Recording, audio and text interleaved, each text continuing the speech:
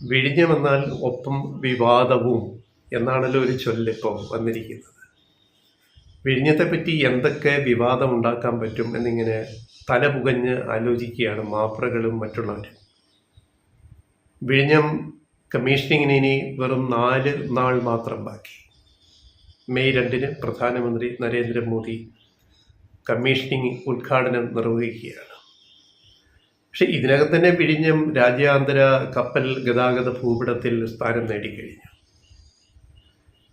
വിവാദങ്ങൾ എന്നാണ് ഒരു പ്രധാന വിവാദം. ട്രിവാൻഡ്രം പോർട്ട് എന്ന് പേര് മാറ്റണം. ആയിക്കോട്ടെ, നമ്മളതിനെതിരൊന്നുമല്ല.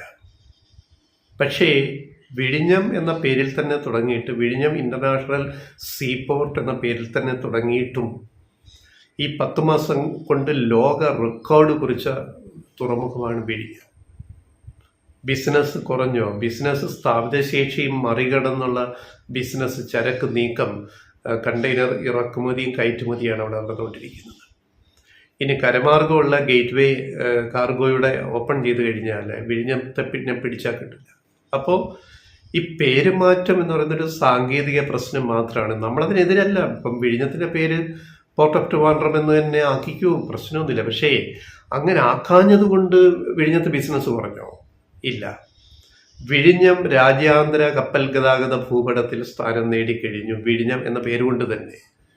അത് ഇപ്പം ലോകത്തിനറിയാം വിഴിഞ്ഞം എന്ന് പറയുന്നത് ക്യാപിറ്റൽ സിറ്റി ഓഫ് കേരളത്തിനടുത്താണ്, ട്രിവാൻഡ്രത്തിനടുത്താണെന്ന് ഇപ്പം ലോകത്തിനറിയാം.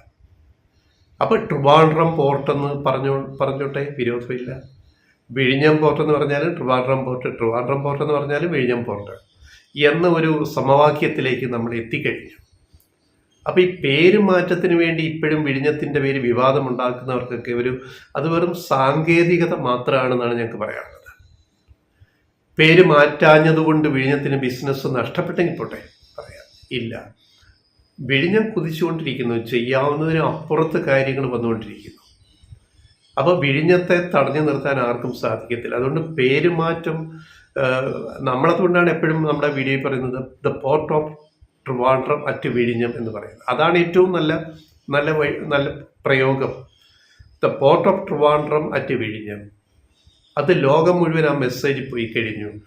ഇപ്പോൾ ഈ പറയുന്ന MSC ഉൾപ്പെടെയുള്ള വൻകിട കപ്പൽ ഗതാഗത കമ്പനികൾ വരെ അവരുടെ ഹബ്ബായിട്ട് വിഴിഞ്ഞത്തെ തിരഞ്ഞെടുക്കണമെങ്കിൽ ട്രിവാൻഡ്രം പോർട്ട് എന്ന് പേര് മാറ്റിയതുകൊണ്ടല്ലല്ലോ.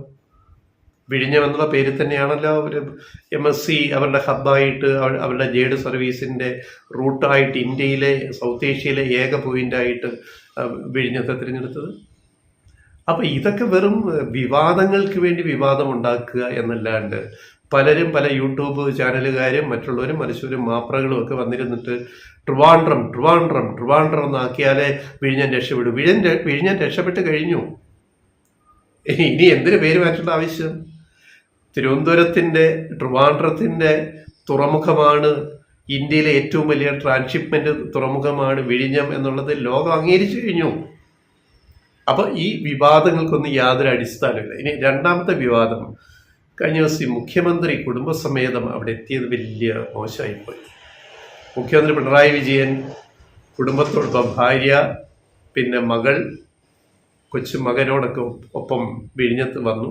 തുറമുഖ മന്ത്രി VN വാസുവിനൊപ്പം ഉണ്ടായിരുന്നു. പിന്നെ വിസിലിൻ്റെ MD ദിവ്യ എസ് അയ്യർ ഉണ്ടായിരുന്നു. അങ്ങനെ ഉദ്യോഗസ്ഥ സംഘമൊക്കെ ഉണ്ടായിരുന്നു. അതിപ്പോൾ വലിയ വിവാദമാണ്. ഈ മുഖ്യമന്ത്രി എന്തിനാണ് ഭാര്യയും കുടുംബത്തെയും കൂട്ടി സന്ദർശനത്തിന് വന്നത്? അത് അധികാര ദുർവിനിയോഗമല്ലേ?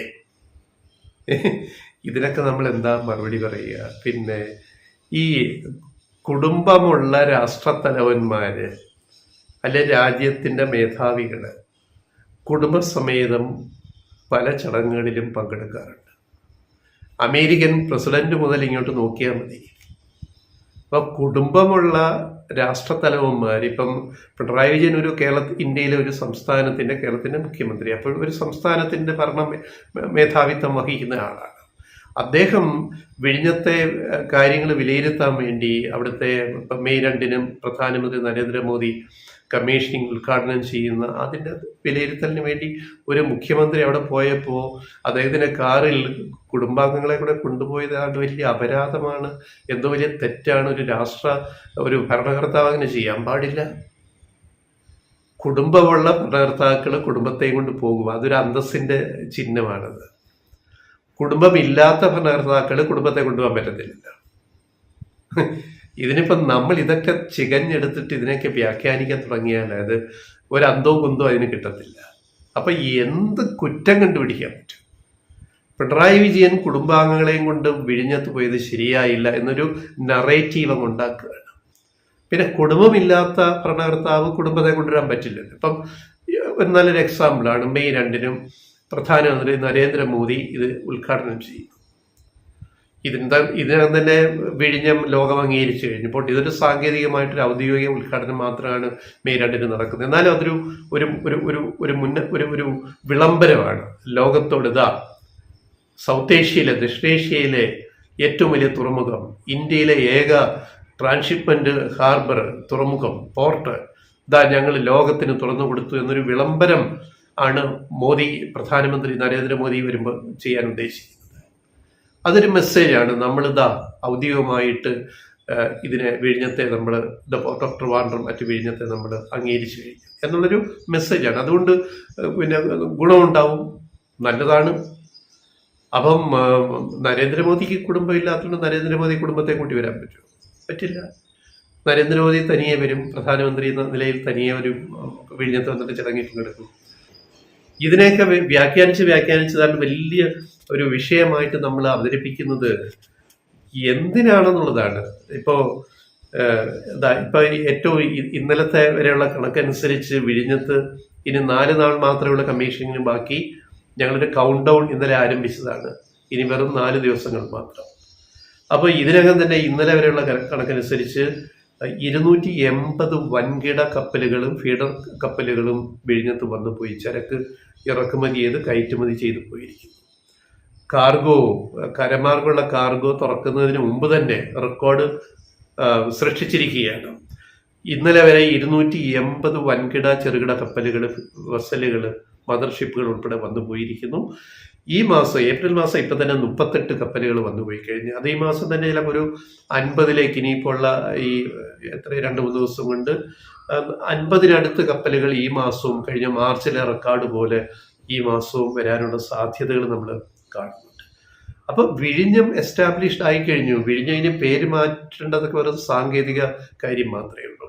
വിഴിഞ്ഞം ലോകത്തിന് മുമ്പിൽ വിഴിഞ്ഞം അവതരിച്ചു കഴിഞ്ഞു.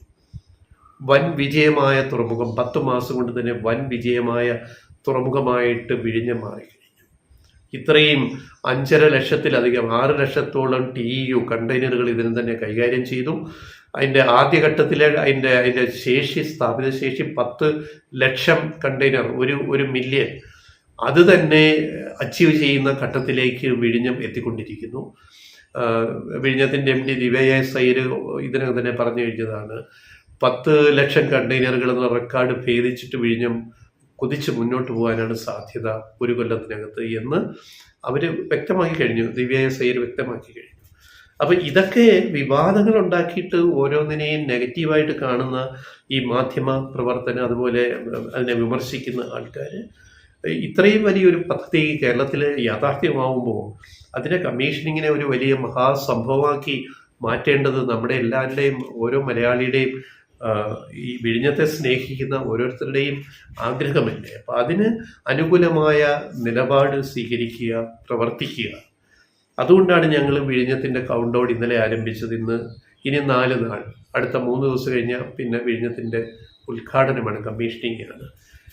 നല്ല കാര്യങ്ങൾ പറയേണ്ടുന്ന ഈ സമയത്ത് വെറുതെ ആവശ്യമില്ലാത്ത വിവാദങ്ങൾ ഉണ്ടാക്കരുത് എന്നാണ് ഞങ്ങൾക്ക് ലെഫ്റ്റ് റൈറ്റ് വോയിസിന് പൊതുവെ പറയാനുള്ളത്.